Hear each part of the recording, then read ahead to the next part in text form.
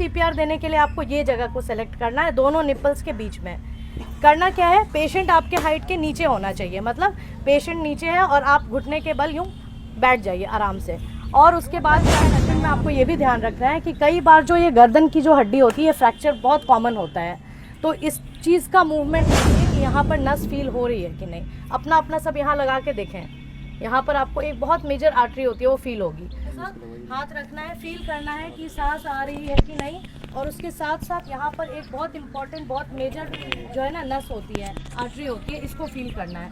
ये गर्दन सीधा करो थोड़ा, ये बिल्कुल इस गड्ढे में, ये जो गले का जो ये कार्टिलेज है ना, सांस की नली है, बस इसके बगल में आपको उंगली रखनी है।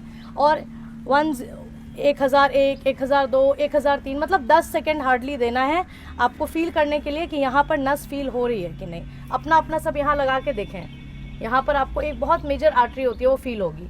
अगर इसकी धड़कन नहीं फील हो रही है, सांस नहीं आ रही, आप समझ जाइए कि आपको तुरंत एक्शन लेना है। अपने आसपास कोई है उसको तुरंत बोलिए एम्बुलेंस को कॉल करने के लिए, और आप सीपीआर देना शुरू कर देंगे। सीपीआर देने के लिए सबसे ज़्यादा महत्वपूर्ण जगह आपको सेलेक्ट करना है, कहाँ पर दिया जाता है। सबसे पहले पेशेंट जहाँ भी है, अगर मान लिया कि कहीं पर स्मोक है, बहुत ज़्यादा धुआं है, आग लगी है, वहाँ से आप बचा रहे हैं किसी को, या रोड पे, आप बीच रोड पे तो नहीं शुरू करेंगे, सबसे जल्दी से इस पेशेंट को थोड़ा सा खींच के आप साइड में लाइए जल्दी से।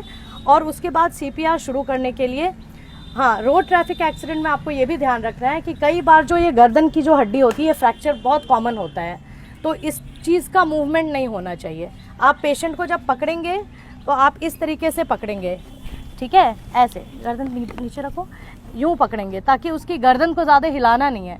अगर यहाँ पे फ्रैक्चर होगा तो ये बहुत इंपॉर्टेंट जगह होता है, इसकी वजह से सांस वगैरह और ज़्यादा रुक सकती है, धड़कन वगैरह। एक मिनट एक चीज़ ऐड करूँगा यहाँ पे, जो मैम ने बताया बहुत अच्छी बात बताई है।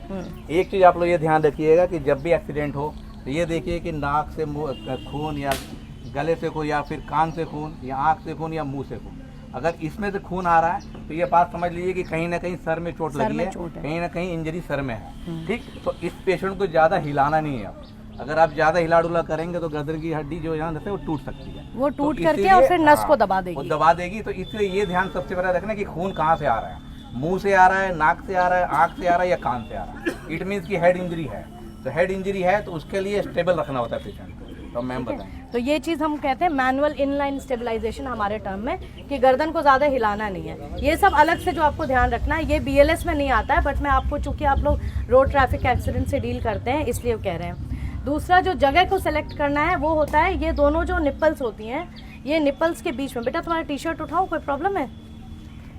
बस थोड़ा सा दिखाने के लिए। और आप बहुत अच्छा काम कर रहे हो, आपकी वजह से आप लोगों को सिखाने के लिए हमारी हेल्प कर रहे हो, इसलिए थोड़ा सा, हाँ, लेट जाओ सीधा।